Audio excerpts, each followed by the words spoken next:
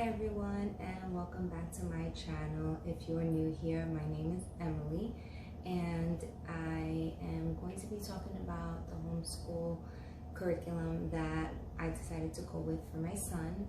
And if you like this video, I appreciate it if you can give it a thumbs up, and if you're new here, be sure to subscribe and click on the bell on the right hand side to receive notifications for whenever I post new videos. So to get started, I did originally post on my blog a couple of weeks ago that we had decided to go with Abeka, and more specifically Abeka Academy. And what I really liked about the program is, since I am a new homeschool mom and my son is just entering kindergarten, I thought it would be great to just kind of have that supplemental video and just kind of having the teacher there and me kind of learning the process on how they're going about teaching certain subjects and things like that. And we tried it for a couple of days and my son was just not really into it. The teacher was great, the curriculum itself was great. The only thing I think was a little bit more advanced than he was ready for was the phonics. But other than that, I think it was a really great program. I thought the teacher did a really great job at incorporating the students watching online. And so my son just, it wasn't for him. I don't know if it's a boy thing. I don't know if it's just because he's in kindergarten and it's just not something that was just working for him. So I had to scrap everything, start fresh. I couldn't find a curriculum that I really liked as a whole curriculum. So we ended up just getting bits and pieces of some curriculums and putting it all together. And I did go with Abeka for a couple of things, which I'll share in a moment. But to get started, for my son's morning routine, and he's entering kindergarten, so one of the things he did in pre-K and I wanted to continue doing was just knowing the weather, the days of the week, and things like that. And so I went on Treehouse Schoolhouse and purchased these printables, and they're so cute. I love them. They're traceable. You can trace the month, the year, as well as the date. And what's really cute that she does is with every month, you see the changes in the tree. So you can actually see the tree for August, it's more green leaves, and then for September, you have more of the orange leaves, which is when we're supposed to expect the color changes. So I think that's really cute addition that she added to the calendars. And then here is where we'll kind of go about circling the weather, the season, as well as the temperature. Now these are actually going to be put inside these menu folders, which I'll show you in a moment. And basically we'll use erasable marker, circle whatever it is that day, whatever season, weather, temperature, and then by the end of the day just wipe it and it'll be ready for the next day. And then this here, and this is all part of a bundle that she has online, so it's a really good deal. So here you have the actual day of the week, and you have the month, and then here you can actually write down what, write out the month, date, and year, which my son won't be ready for just yet. And then here you actually can put in the hands for the clock as well as write the clock, the time. And so this is really cute, and this will be part of our morning routine. And then these are the menu folders that I got. These are from Meaningful Menus, and I love that they're really good quality. And basically I'm gonna be reprinting these on cardstock and then putting them in here, and they'll just be better to place in here. And so we'll be, and like I said, this is erasable, so we'll be using it, wiping it off. So the only thing we won't be wiping off is the actual calendar dates. So that's that. And then for math, I really had a little bit of a hard time trying to find something that was gonna really suit us and just his learning style. So I decided to go with Horizons. Horizons is a Christian curriculum as well. And so it comes with these two booklets as well as the teacher's guide. Now they do sell the booklets by itself without the teacher's guide, but I really wanted it since this is my first time homeschooling, and there might be things that I might not know how to present it to him, or better explain it in a way that he can understand. So I wanted to get that as a guide. So that's what we'll be doing for math. And I like the fact that it is a little bit advanced, but it does touch a base on some of the things he already knows, plus things that towards the end of the year, I would say first graders would actually be learning. So if he gets to it, great. If not, no big deal. The majority of the curriculum, he definitely can learn and do for his year. And then as far as supplements, I ended up getting these learning resources counting bears, and so we'll be using this obviously for the math as well as learning matching and patterns and things like that. So this is what we'll use for that. And then he's going to be learning money, and so I wanted to get as realistic as I could without getting too expensive either. So this is also from Learning Resources. I love the fact that the money and the coins look almost exactly the same as real money and coins. So we'll be using that. And then we'll be using these math cubes. So just the typical math cubes. And then also from Learning Resources, we got this clock, and I really like it because you have the actual clock, you have the matching, the actual digital version versus the clock itself. And so you have those cards, you have the dice, and then you have here where you can actually write in the arms to the clock. So this is really cute by Learning Resources. So I look forward to using this for him, and he's interested in learning time already. So this will be definitely a great addition.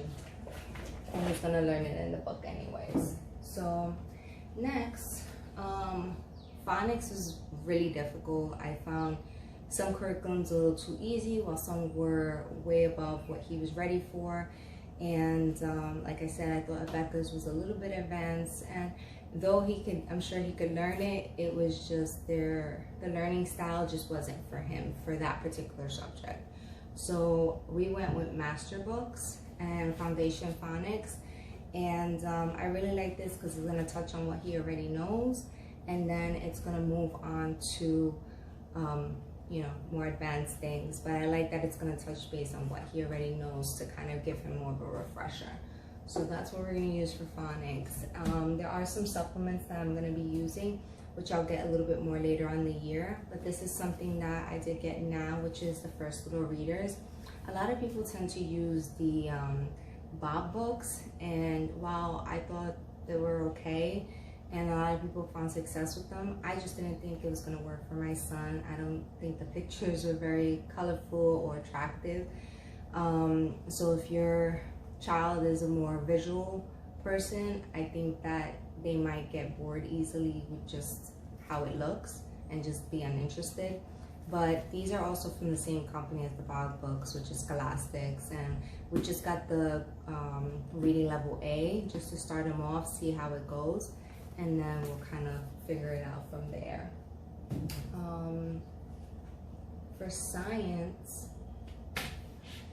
we went with Abeka, and what I really like about it is it's incorporating God into the creation of the world, but it's very simple. It's kind of going over their body parts, which they obviously learn in pre-K or even preschool, but it's going over their senses, it's going over the weather, the temperature, animals, it goes over vegetables and fruits and planting.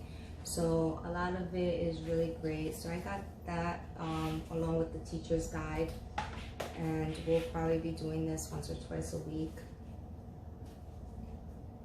And then for social studies, I ended up also going with Abeka, and this is really interesting because it's a mixture of really more social skills as well as a little bit of history and just facts in general. So it includes community leaders such as firefighters, what to do when there is a fire, doctors, the postal worker, police officers, things like that. So it goes into that. Then it talks a little bit about the US and learning just a little bit more about our country, about our flag. And then it also talks about children around the world and some of the other countries, what they might eat, the kind of animals you might find there, things like that. So this is really cute and I really like it. So I got that to do for our social studies. And then my son's been interested in maps and he already knows the 7 continents. And so I had ordered some from Amazon, which weren't too expensive, really great size, but I found these in Michael's and I thought they were just way cuter. And so this is the United States map and world map, and they're just really colorful and they're laminated already on the back. If you have an older child, they can fill in the states, they can fill in the continents, and more specifically the countries if they know them. So that's what we'll be adding to our social studies, as well as this atlas book. This is my first atlas of the world by National Geographic Kids, and we have one very similar, but it's a little bit more advanced and it has more detail. This I really like because it's a little bit less intense. You know, it kind of goes over the continent, some of the things you'll find in that continent, landmarks and things like that. So it's a pretty big book, but it's pretty thin and simple and just good for any child that might be interested or you want to introduce them into a little bit more about the world.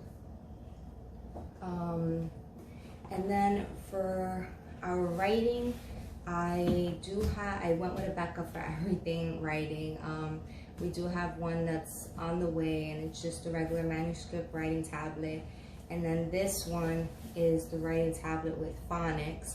So this will be great once he's learning a little bit more about his sight words and being able to write them out. So he'll still be practicing the letters, but then they'll be adding words to it later on, like they do here. So that's what we'll be doing for that, as well as the numbers tablet. He knows most of his numbers up to 40, but he'll be able to write them out and he'll be able to, by the end of the year, he actually should know up to 100 without a problem. So that's that. And then for Bible, we went with MasterBooks as well. And this is their level 1, and most people have used the level 1 for the curriculum for kindergarten. And the only thing I would see a problem with this one is the fact of the writing portion, which you can just verbally speak to the child and get their answer, or go over the verse verbally. But this is really great because it kind of goes over, it's very colorful. It goes over the foundations of our belief as Christians rather than just giving the stories of the Bible. And while we will be learning stories in the Bible, I like the fact that this is going to give them a foundation and understanding. This is level, even though it's level 1, they said it can be used from all the way up to 3rd grade. And so this is something that we can definitely supplement with later on and use for him more often.